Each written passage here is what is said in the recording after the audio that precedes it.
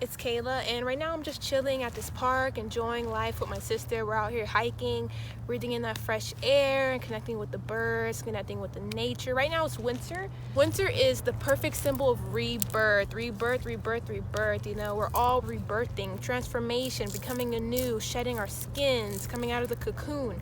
And winter really shows that. During winter, everything is dying, everything's going to sleep, everything is falling apart after the season of fall. Spring is when life becomes new, life blossoms, everything comes back alive.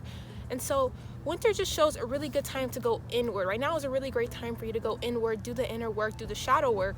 We can learn from what the planet naturally does. Everything is a lesson, from the animals to nature to the grass to the clouds. Everything is a lesson we can learn from. Know that you can learn from everyone, even people who are not in your lives anymore, even people who are in your lives right now. And everyone, when they come into your life, they're there to teach you a lesson, or they're there to enhance your life. Whether it's temporary or forever, everyone's there for you to learn something. So humble yourself and know that you can learn from anyone. We can learn from anyone. I can learn from anyone. And that's the great thing about life, that everyone is like a teacher. Everyone is like a reflection of ourselves, like staring in a mirror, staring into the water. And so even though we can learn from everyone, it's also good to note that not everyone has to be in our lives for a long amount of time. Not every career needs to be in our lives for a long amount of time. Not every friend, not every pet, not every travel, I don't know, everything. And so that's something that I really have to learn, is how to detach from our beliefs and how to detach from circumstances that get us really comfortable, that leave us in our comfort zone, that leave us in our safety net. Because when we step outside of our safety net, we become a new person. We go into the winter, we go into the rebirth, we go into death. We go into winter, and that's basically going into death. You're dying in your old patterns, you're dying your old ways, you're dying your own belief systems, you're dying everything. Everything is dying to prepare you for spring, to prepare you for a new life, to prepare you for blossoming, to prepare you for becoming a new person, a new you. Once you let go of all of these things and let go of all of these people, let go of all these circumstances, these old ways of living that we've gotten so used to, and step into the darkness, step into the unknown, step into death, step into change, you will grow.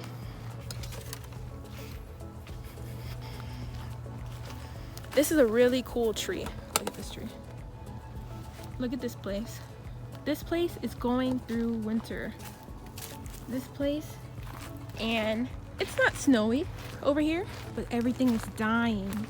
Nothing's coming to life right now. Everything is at rest. Everything is taking it slow. Everything's pausing, you know? Look at these trees. And you could feel bad for it, but it's just a part of the plan. It's just a part of a divine plan to get us to where we need to go, to get these plants and animals where they need to go. That's why bears hibernate, to prepare them for spring and for the summer, for a new life, for a new atmosphere. Even though we're embracing change, there's something I want to say. There was a cool parable that I've learned the other day that a very wise man told us. I was in a prayer and a wise man shared this parable with us, and I think it's really cool. So the story goes like this. I'm kind of nervous to tell the story. Okay, so here's a parable. There's an elephant, a mouse, and a hawk. I'm going to try to tell it to the best of my ability to remember what the guy said. So basically, the hawk is looking for food. He's flying in the sky looking for a mouse, and he finally sees the mouse, and the mouse is running through the grass, and he notices that the hawk is looking for him, so he runs into the tree, he runs into the bushes, and the mouse and the hawk keep continuing the cycle of the mouse running in and then the hawk coming over and trying to swoop him and the mouse running away. And he keeps going. The mouse does not want to get eaten. He's hiding. He's really scared of that hawk. And so the funny story is, I think a few times in the story, the mouse bumped into the elephant and was like, move, I gotta go. And he was really ignoring the elephant trying to help him. He was avoiding the elephant and avoiding the hawk. So at one point, the hawk finally gives up. The hawk finally goes and leaves. And so when the mouse notices that the hawk has left, the mouse comes out and he's like, the coast is clear. And he's walking, trying to find food.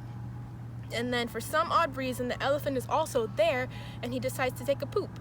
So as he's pooping, the mouse is running, and bloop, it lands right on the mouse, and the mouse is stuck inside of the poop. And so the hawk comes back again one more time to look, and he's like, wait, I don't see the mouse. He doesn't see the mouse because the mouse is covered by the poop. And so eventually the mouse climbs his way out of the poop, and he sticks his head out. and he could finally see out of the poop. And then that's when he's there, and the hawk comes back around, and he finally sees the mouse, and he goes all the way down, and he picks the mouse up, and he takes him away.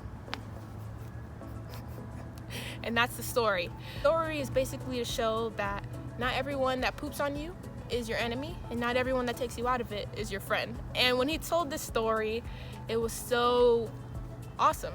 It was just so amazing, because it's absolutely true that sometimes people in life are gonna do things to you that have nothing to do with you, or totally out of your control. It might just be that they're having a bad day. It might be that they're going through a different season in their lives, you know? It might be that they're resisting something. So I think the story is so funny. Thank you for watching this video. I really hope you like that parable. I love that parable. I mean, I couldn't really do that parable any justice, but I was in a prayer one day, and the man who was saying the prayer, who was holding a ceremony, he told us that parable, and I just thought it was so amazing. And it might be even I just thought it was so amazing. It was an amazing prayer, and I love to tell people it, and I love to tell people that parable, and I think parables are so awesome, and I might start saying more on this channel because I've always loved parables. I just always love parables, and I have so much more to tell you guys. And if you like this video, please subscribe, and I will see you very much soon.